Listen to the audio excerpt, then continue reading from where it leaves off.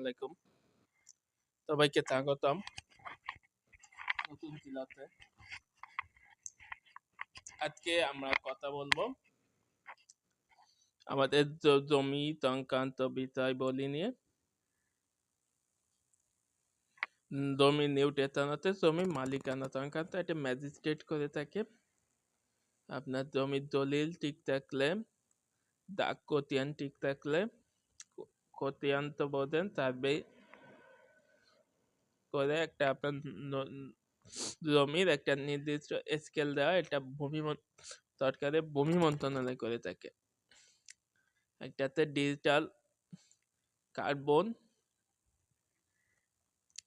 রসিদ, সংক্ষেপে ডিটিআর বলা। এটা একটা নামজারি জমিন। এটা আপনিও করতে পারেন এবং সরকারও করতে পারেন। আপনারা জানেন যে সরকারি সম্পত্তি ক্রয় বিক্রয় নিষিদ্ধ। সরকারি সম্পত্তি এইভাবে নামজারি করে নিজের আয়ত্তে নেওয়াকে ডিটিআর বলা হয়। সরকারে আপনি একটা নির্দিষ্ট ফি দিতেন কিনা তার প্রমাণপত্র হিসেবে ডিটিআর রেজিস্টার করা হয়। ডিটিআরে সরকার একটা নির্দিষ্ট ফি দিয়ে আপনি ওই সম্পত্তির মালিকানা ভোগ করতে পারবেন। তবে যখন সরকার চাইবে তখনই আপনাকে ওখান থেকে ওই জমি সরকারকে ছেড়ে দিতে হবে। এটা হচ্ছে ডিটিআর। এখানে আপনার জমি কে কে আপনি নামজারি করতেন, আপনার প্রাপ্য টাকার বিবরণ, আপনি কোন সম্পত্তি নিচ্ছেন এবং এর খতিয়ান নং, দাগ নং ইত্যাদি এতে উল্লেখ থাকে।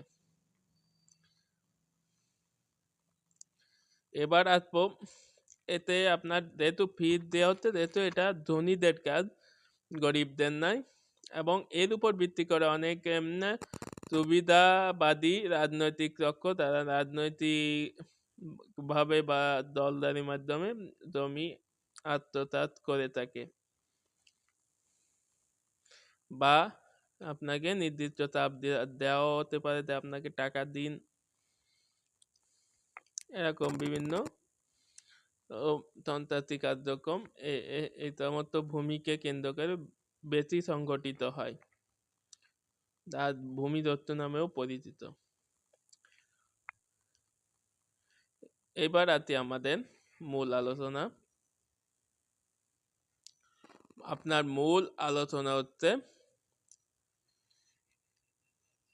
যেহেতু একটা দেশে কম আয়ের বেশি হয় তখন লোকই থাকে।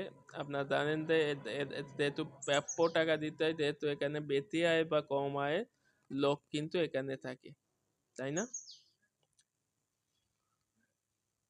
এবং রাজনৈতিক প্রভাবও থাকে।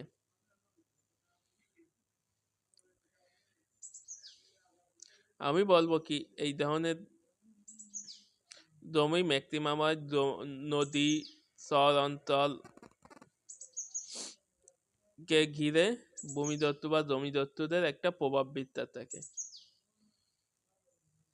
এদের সুবিধা হচ্ছে তারা ডিটিআর করে তারা একটা নির্দিষ্ট জমির গভর্নমেন্টের রাজস্ব বৃদ্ধি, তার ডিটিআর করে তার নির্দিষ্ট জমিকে ব্যয় করে ওখানে উৎপাদন কার্য পরিচালনা, মাছের ঘের বলেন কিংবা ফসল উৎপাদন, একটা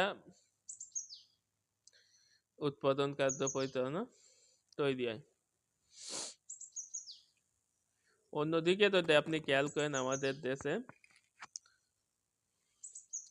কিন্তু অনেক